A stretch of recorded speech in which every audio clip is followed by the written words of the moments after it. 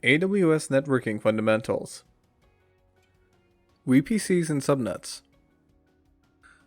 Let's kick things off with understanding what networks are and how they work. Networking is actually pretty relatable to the real world. Say that you have something that you want to send from your house to a friend's house. You get the thing, you hop on a bike and head to their home on paved roads. Then you make it to their home and you drop it off. This entire scene can be rebuilt to explain how networks work.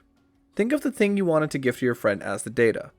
Now think of the houses as the clients that are sending the data. The road is the network that allows you, the data packet, which in our case is the courier, to move from one client to the next. So what is a VPC? Well, let's look at a very simplified definition of what a VPC is.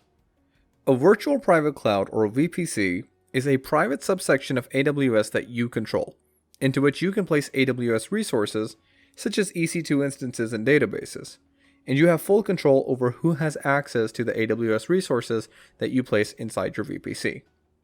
Amazon defines this as something a bit different. Amazon defines the AWS VPC as something that lets you provision a logically isolated section of the Amazon Web Services cloud where you can launch AWS resources in a virtual network that you define. You have complete control over the virtual networking environment, including selection of your own IP address range, the creation of subnets, and the configuration of route tables and network gateways. Here's a more visual representation of how a VPC can be explained. Think of a Twitter account, your own Twitter account. Now, on your own Twitter account, you would have your own tweets, photos, and videos uploaded. Those are all your photos and videos. Only you have the ability to change who can see them, to take them down, to put them up, and so on and so forth. You don't have the ability, say for instance, to control what is on my Twitter. So you cannot control what photos and videos I put up on my Twitter and what I tweet. And you can't control the photos and videos uploaded to somebody else's Twitter or what tweets they're going to make. The same can be applied to your VPC in the AWS cloud.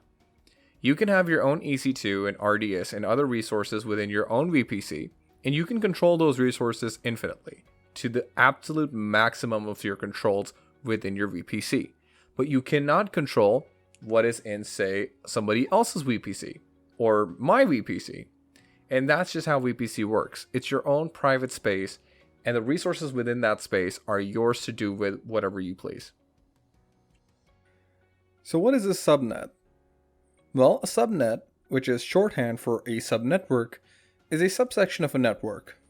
Generally, a subnet includes all of the computers in a specific location. Continuing with the neighborhood analogy, where houses represent computers, all houses on the same street in a neighborhood would be a subnet. There are two types of subnets that you will see: public subnets and private subnets. We will be looking at these more in detail later down the road. These are what public and private subnets look like. The instances in the public subnet can send outbound traffic directly to the internet, whereas the instances in the private subnet cannot. Instead, the instances in the private subnet can access the internet by using a network address translation or a NAT gateway that resides in the public subnet.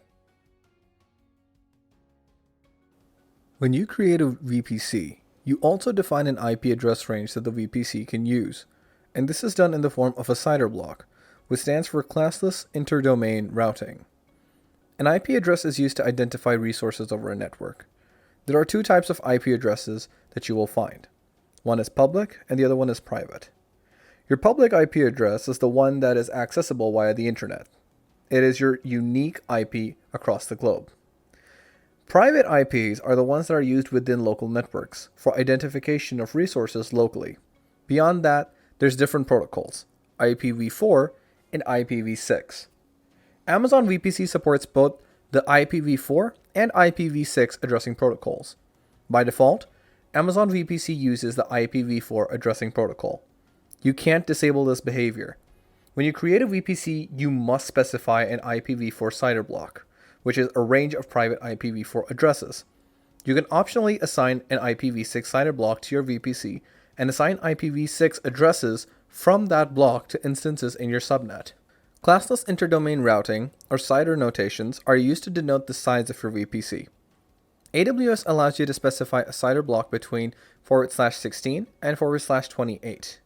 The largest, /16, provides you with 65,536 IP addresses. And the smallest possible allowed CIDR block, which is /28, provides you with 16 IP addresses. It should be noted that the first 4 IP addresses and the last IP address in each subnet CIDR block are not available for you to use and cannot be assigned to an instance. Carrying forward the same visual as we had the last time, now we can take a look at how IP addressing works within VPCs. So your compute instance within your subnet is going to have these 2 IP addresses. The first one is going to be the private IP address for addressing from within the subnet, and then it's going to be the public IP address, which is the one that you're actually going to ping from the internet to access your compute instance. Now let's take a look at internet gateways. An internet gateway is a horizontally scaled, redundant, and highly available VPC component that allows communication between your VPC and the internet. An internet gateway enables resources like EC2 instances in your public subnets to connect to the internet if the resource has a public IPv4 address or an IPv6 address. Similarly, resources on the internet can initiate a connection to resources in your subnet using the public IPv4 address or IPv6 address. For example, an internet gateway enables you to connect to an EC2 instance in AWS using your local computer. An internet gateway serves 2 purposes: to provide a target in your VPC route tables for internet routable traffic, and to perform network address translation for instances that have been assigned public IPv4 addresses. An internet gateway supports IPv4 and IPv6 traffic. It does not cause availability risks or bandwidth constraints on your network traffic. There's no additional charge for having an internet gateway in your account. It's time to explore NAT gateways. NAT stands for Network Address Translation. NAT is designed for IP address conversion. It enables private IP networks that use unregistered IP addresses to connect to the internet. Let's take one familiar example. In any residential society or commercial place, there will be an entrance gate and a watchman. A new person entering inside premise will not know anything about inside members, like where to go, etc. This watchman also keeps watch on all objects coming inside and allows only authorized persons inside. Similar to the entrance of your premise, NAT is the entrance to your VPC, and it should be public facing to monitor all incoming objects, so it allows only authorized access to internal private EC2s or other systems. NAT gateway is a highly available gateway that allows you to have your private subnet communicate to the internet without becoming public. When you make a VPC, you get a route table with it. But what is a route table? A route table contains a set of rules called routes that determine where network traffic from your subnet or gateway is directed. Your VPC has an implicit router, and you use route tables to control where network traffic is directed. Each subnet in your VPC must be associated with a route table, which controls the routing for the subnet. We call that a subnet route table. You can explicitly associate a subnet with a particular route table. Otherwise, the subnet is implicitly associated with the main route table. A subnet can only be associated with one route table at a time, but you can associate multiple subnets with the same subnet route table. When you set up subnets inside your VPC, you have to set them up in particular availability zones. But what are availability zones? Well, these are distinct locations within an AWS region that are engineered to be isolated from failures in other availability zones. They provide inexpensive, low-latency network connectivity to other availability zones in the same AWS region. Network Access Control Lists. A Network Access Control List, or an ACL as we like to call it, is an optional layer of security for your VPC that acts as a firewall for controlling traffic in and out of one or more subnets. You might set up network ACLs with rules similar to your security groups in order to add an additional layer of security to your VPC. Your VPC automatically comes with a modifiable default network ACL. By default, it allows all inbound and outbound IPv4 traffic and, if applicable, IPv6 traffic. The default network ACL is configured to allow traffic to flow in and out of the subnets with which it is associated. Each network ACL also includes a rule whose rule number is an asterisk. This rule ensures that if a packet doesn't match any of the other numbered rules, it is denied. You can't modify this rule or even remove it. This is an example of a default network ACL for a VPC that supports IPv4 only. This can be modified to allow other types of traffic as well. AWS provides a number of networking services to its customers. These are all of the networking services that you can use with your AWS account. Okay, so let's take a look at how we can set up VPCs in AWS and how then we can connect those VPCs to the internet. So to start off, let's get a visual representation of our AWS cloud. Now, any and all resources we want to deploy within our AWS, we can do so in our AWS cloud. This is our entire AWS environment. So let's set up a VPC within this environment. So now we have a VPC ready to go within our AWS cloud. Now, within a VPC, we're going to need availability zones to dictate where our subnets are going to be and where we can set up our EC2s. So let's take two availability zones, for example, to work with for this demo. So let's get US East 1A and US East 1B. So we have these two availability zones that affect our VPC. Now, once we have our availability zones decided, we can make our subnets. So we can have two public subnets and two private subnets. So all in all, we have 4 subnets now within a single VPC. Now, when you set up your subnets, you're actually going to get route tables with these subnets. But for the sake of simplicity, we're only going to be showing one route table, which is good enough. Okay, so now that we have our subnets and our route tables, it's also time to create NAT gateways. The reason we're going to need NAT gateways is because if we want our private subnets to communicate to the internet, we're going to need these. And I'll be showing you later on how the private subnet actually works and communicates to the internet using the NAT gateways. So now that we have our NAT gateway set up, it is time to set up our EC2 instances. So let's say we have a single EC2 instance within each subnet. So we have one compute resource set up within both of our public subnets and one compute resource set up within both of our private subnets.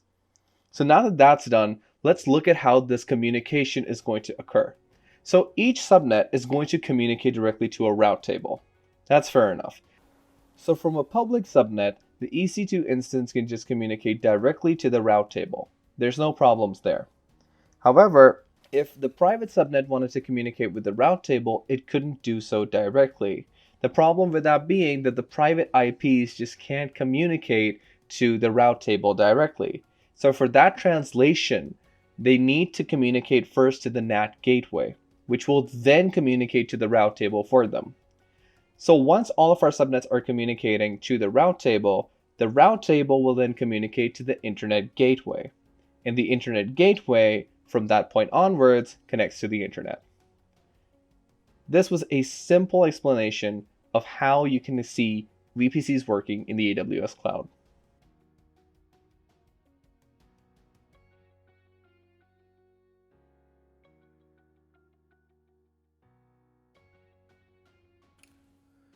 Creating a VPC. In this demo, what we're going to do is first we're going to create a VPC, then we're going to create a subnet for that VPC, then we're going to create an internet gateway. And once we have our internet gateway, we're going to manage the route tables to make it so that we can access our VPC. And then we're going to, after that, create an EC2 instance. After that, we're going to allocate and associate an elastic IP address to that EC2 instance, and we're going to see how we can set up an EC2 within a VPC. So let's go. Okay, so the first step when it comes to making a VPC is to head over to VPC in your AWS Management Console. So we can just search VPC up here, and you should see it right here, VPC Isolated Cloud Resources. So just click on that, and you should load straight into your VPC Management Console as soon as it loads up. Right, so now that it's loaded up, you can see that you have all these resources in your VPC. On the left side, you're going to see this table here that lets you select a bunch of options. And from here, you have to select your VPCs from right here. So now when you come here, you're going to see, for me, I already have 2 VPCs here, but by default, there should be 1 VPC here. That's because AWS gives you a VPC by default. So now that we have these VPCs here, we actually need to create a new VPC for this demo. So what we're going to do is we're going to create a new VPC from here. And we can call that skill curve demo VPC. So, and I can just add a 0 there. So -0, why not? And then moving down, you want to sort of specify a CIDR block from the private IP address ranges, which is as specified in RFC 1918. So what you would do here is you would do, it says 10.0.0.0/24, but we're going to do 10.0.0.0/16. And that's about all we have to do here. We've given it a name. We know that we have to create the VPC only. You could choose to make everything else VPC subnets, but we're not going to do that. We're going to make those things manually so we can see how that process goes. And so now that we've done that, we can just go ahead and create this VPC. Okay, great. So now that we have this VPC created, it's time to move on and make a subnet for this VPC. So let's move over to subnets, and we should see a bunch already there. Yeah, so I have 4 subnets pre-existing here. And what we're going to do now is we're going to create a new subnet for our VPC. So we go ahead and create a subnet, and then it's going to ask you to select your VPC. From here, we're just going to select that VPC we just made, and then we're going to come down and we can just call it skill curve demo subnet 0. And then you can choose the availability zone. This will actually affect your resources. It's quite possible that the EC2 instance we make down the line would not work if we have the wrong preference for this. So we're just going to select US West 1B. And then for the IPv4 CIDR block, we can just go for the suggestion, which is 10.0.0.0/24. So if we write 10 here, it should show up as an option. So yeah, there it is. So we can just select that. And that's about all we really have to do here. So now we can just move on to creating our subnet. Great, so now that our subnet is created, we have to move over to internet gateways and create an internet gateway for ourselves. Okay, so from here, you're going to see 2 internet gateways for 2 of the VPCs that we already have. So what we're going to do is we're going to create an internet gateway, and we can just call it anything. We can call it skill curve demo internet gateway 0. And then we can just create this internet gateway. Great, now that this internet gateway is created, what we can do here is we can attach this to a VPC. So we can just go ahead and attach it straight to our VPC, which is our skill curve demo VPC 0. And just attach that internet gateway. Great, now that we have an internet gateway, we can actually go ahead and modify our route tables.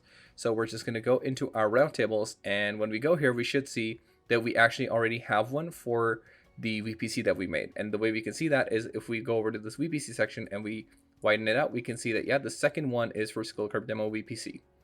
You should know that when you make a VPC, there's actually a bunch of resources that you make along with a VPC. So with a VPC, you get a DHCP options set, a route table, and a network ACL. So yeah, we can see that the route table has been given to us here. So we're just gonna select this and go down to routes. So we're gonna have these routes here, or this route here. So now what we're gonna do is we're going to edit this route. So now when we edit this route, we can add a route, and we can just select 0.0.0.0/0. And the target is supposed to be our internet gateway. So we can just write internet, and we should see internet gateway. So when you do that, now it's going to give you that option for that new internet gateway you created. So I am seeing that gateway here. So it's skill curve demo internet gateway 0. So we're just going to select that and save the changes. Great. So now that we've done that, it's time to move on to the next thing. And by the way, what we just did now by setting that route or adding that route, we have now set all external traffic for the main route table of our VPC to go through the internet gateway. So now that we've done that, we've done a majority of the work that we had to do here. So now we can move over to EC2. So now for that, what we can do is we can go back up to the search bar and search for EC2. There it is. So let's just go over to EC2 and make a new EC2 instance. There we go. So now that we have this, we can just see this launch instance here, and we can just launch the instance from this. So you'll have a bunch of options here. I'm just going to select this Amazon Linux 2 AMI HVM with kernel 5.10. And this is actually free tier eligible. As you can see here, it says so. So you don't have to worry about any charges if you're wise with how you use it. So from here, yeah, free tier eligible, we can configure the instance details. So this is from, this is the part where you actually have to make a few changes, because when it comes to the network, we actually don't want this to have a default VPC. We want this to attach to the VPC we've just created. So when we click here, we're going to see our own VPC here. So we're just going to use that. And the subnet we have, of course, is the one that we have for that VPC. And then if we want to auto assign public IP, we kind of have to enable that. So we're just going to go ahead and enable that. And everything else is pretty much okay. You don't have to change anything else here. We're not going to deal with roles or anything like that at the moment for this demonstration, so it's fine. And so, yeah, we've basically done everything we have to do here. So we can add some storage. We can get the free tier. Yeah, 8 GBs is good. We have like 30 GBs of SSD on free, so that's not a problem. And then we can go add some tags if we want to. Doesn't really matter. So, and then we can configure some security groups. So if you want to configure the security groups, you can do that here. We have SSH. What we need to do now is add a new rule, which is all ICMP IPv4. So we have that, and we need that to be done from anywhere. So we have that. So apart from that, I think there's nothing else really that we have to do here. So we're just going to review this, and we're going to launch it. So it should tell you that you need to create a key pair or use an existing pair. But since we don't really need a key pair for this example, we're just going to proceed without the key pair. And now we're just going to go ahead and launch our instance. Yep, there we go. So now that the instances are launching, it's good. We can go ahead and view our instances. So this is going to be pending for a little while. I'm just going to pause the video here and come back when this is up and running. So then we can go ahead and try to ping the server. Okay, so now that the instance is up and running, we can actually select it and see the details about our EC2 instance. And as you can see here, we have a public IPv4 address here, which we can just copy using this button. So now what we can do is we can open up the terminal, and what we can do now is we can ping that. So we can ping the server, and as you can see, it's pinging us back. So that means that we can communicate with this EC2 instance of ours properly, correctly, which is a good thing. If this doesn't work for you, if the packets time out, this could be an issue with your firewall, or you need to go back in the video to see if you've actually followed the steps correctly. Great, so now that we've done this, I'm actually just going to minimize this, and we're going to go back to VPC. So let's just go back to VPC from here. There we go. Yeah, now that we're back, now from here, what we want to do is we want to assign that elastic IP that we talked about in the beginning to our EC2. So what we're going to do is we're going to create an elastic IP. So first things first, we have to allocate elastic IP address. So we can just do that and just allocate. So once we have that, now we have this elastic IP address that we can use. So now when we go to actions here, we can associate this elastic IP address to a resource. And now if we go to associated, we can now choose an instance, which is our instance that we just created. So we just associate that instance here. We don't give it a private IP address. You can leave this blank. It'll just give it an IP address by itself, which is good enough. So now we can associate that. So when we associate that, it says that the elastic IP address has been associated with your instance. And now you can have this public IP here, which should show up in like 2 seconds. In fact, sorry, my bad. No, it's going to be the allocated IPv4 address that's given. So we're just going to copy that and go back over to here and then ping that. So we're just going to ping that IP address. And there we go. It's pinging. And this is the same EC2 instance that you pinged on this IP before. Now you're pinging it on this IP. And you can see that now you've allocated and associated an elastic IP address to your EC2 instance. And with that, you have successfully set up a VPC and associated an EC2 instance to it. AWS Direct Connect. AWS Direct Connect links your internal network to an AWS Direct Connect location over a standard Ethernet fiber optic cable. One end of the cable is connected to your router, the other to an AWS Direct Connect router. With this connection, you can create virtual interfaces directly to public AWS services, for example, to Amazon S3 or to Amazon VPC, bypassing internet service providers in your network path. An AWS Direct Connect location provides access to AWS in the region with which it is associated. You can use a single connection in a public region or AWS GovCloud to access public AWS services in all other public regions. The key components that you use for AWS Direct Connect are as follows. The first one are connections. You can create a connection in an AWS Direct Connect location to establish a network connection from your premises to an AWS region. And the second one are your virtual interfaces. You can create a virtual interface to enable access to AWS services. A public virtual interface enables access to public services, such as Amazon S3. A private virtual interface enables access to your VPC.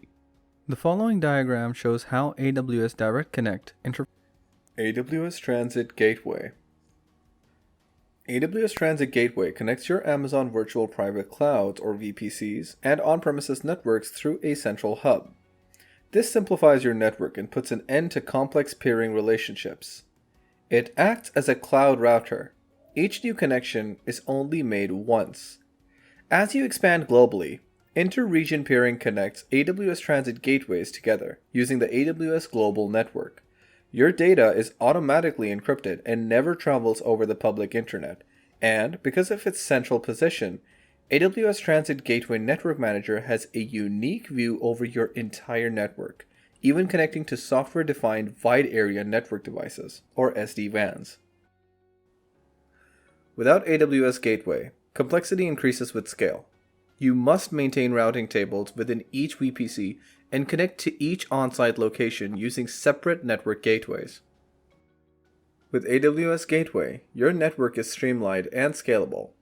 AWS Transit Gateway routes all traffic to and from each VPC or VPN, and you have one place to manage and monitor it all. Elastic Load Balancing. Elastic Load Balancers, or ELBs as they're more commonly referred to as, serve as a balancing tool, as the name suggests. What ELBs do is they take all the instances available to them and make it so that the load or traffic is evenly distributed among the instances. ELBs are also extremely useful when you lose an instance. The traffic just goes over to the other instances. And so, ELB also makes your system fault tolerant in that respect, and flexible and scalable, given the way it can easily scale with additions of EC2 instances. You're going to see 4 types of load balancers in the wild apart from the basic Elastic Load Balancer. So you'll see an application load balancer, which makes routing decisions at the application layer and supports path-based routing and can route requests to one or more ports on each container instance in your cluster. The second one is your network load balancer. A network load balancer makes routing decisions at the transport layer. It can handle millions of requests per second. Moving on, we have classic load balancers. A classic load balancer makes routing decisions at either the transport layer or the application layer. And lastly, you have gateway load balancers, which allow you to deploy, scale, and manage virtual applications such as firewalls, intrusion detection and prevention systems, and deep packet inspection systems. AWS Direct Connect. AWS Direct Connect links your internal network to an AWS Direct Connect location over a standard Ethernet fiber optic cable. One end of the cable is connected to your router, the other to an AWS Direct Connect router. With this connection, you can create virtual interfaces directly to public AWS services, for example, to Amazon S3 or to Amazon VPC, bypassing internet service providers in your network path.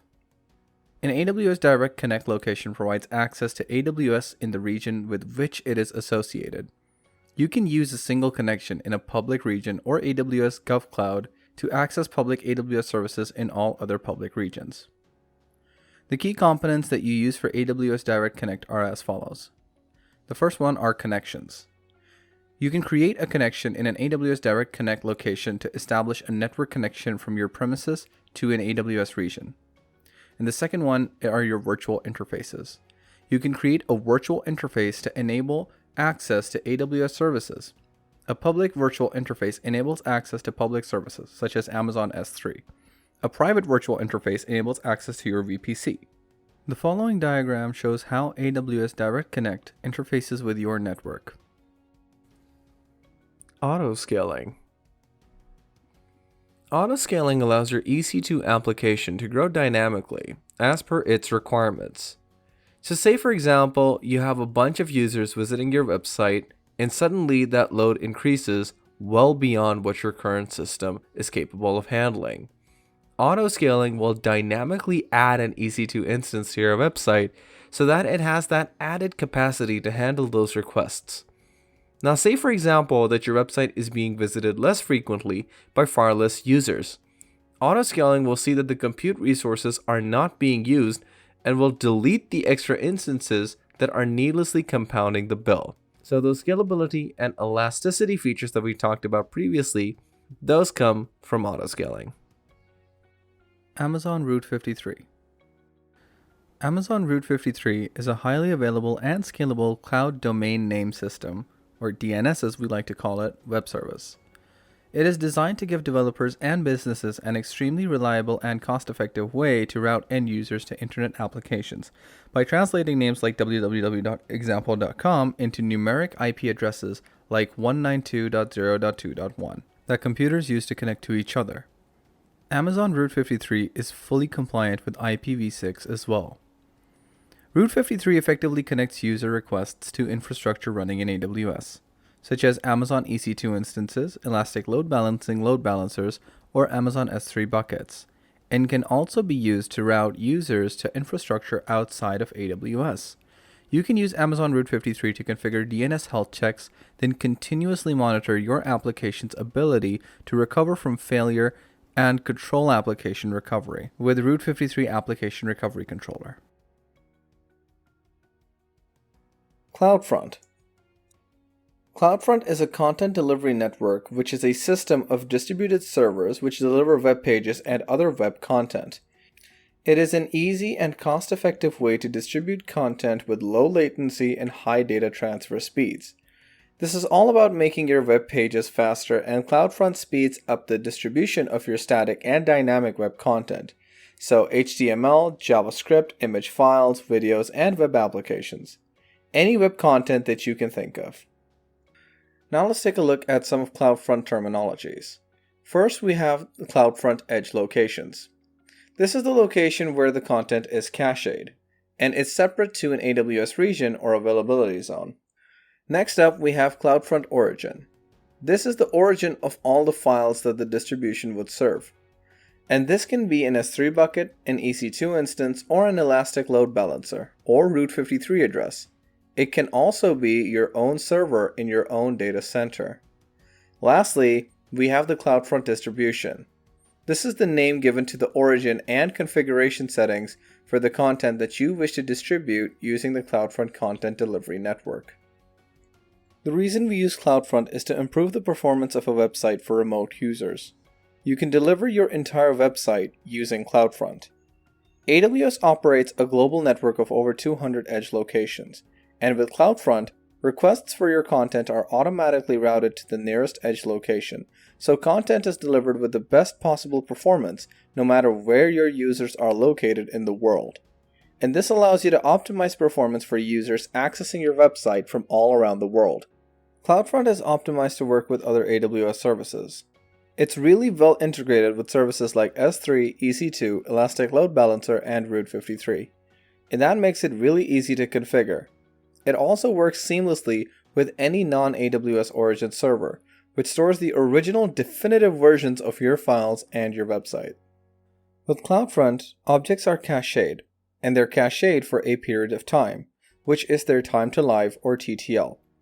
The default TTL is 1 day, and when the TTL is up, the object is automatically cleared from the cache. Now you can clear an object from the cache yourself before the TTL is up, but you will be charged for doing that.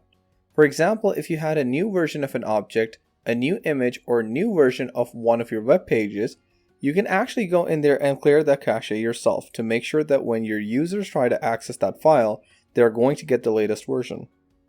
CloudFront technology is used with another service called S3 Transfer Acceleration. S3 transfer acceleration enables fast, easy, and secure transfers of files over long distances between your end users and S3 buckets. So we can use CloudFront to accelerate the upload of files into S3. You can upload your file to the edge location, and when it arrives at the edge location, it's routed to Amazon S3 over an optimized network path.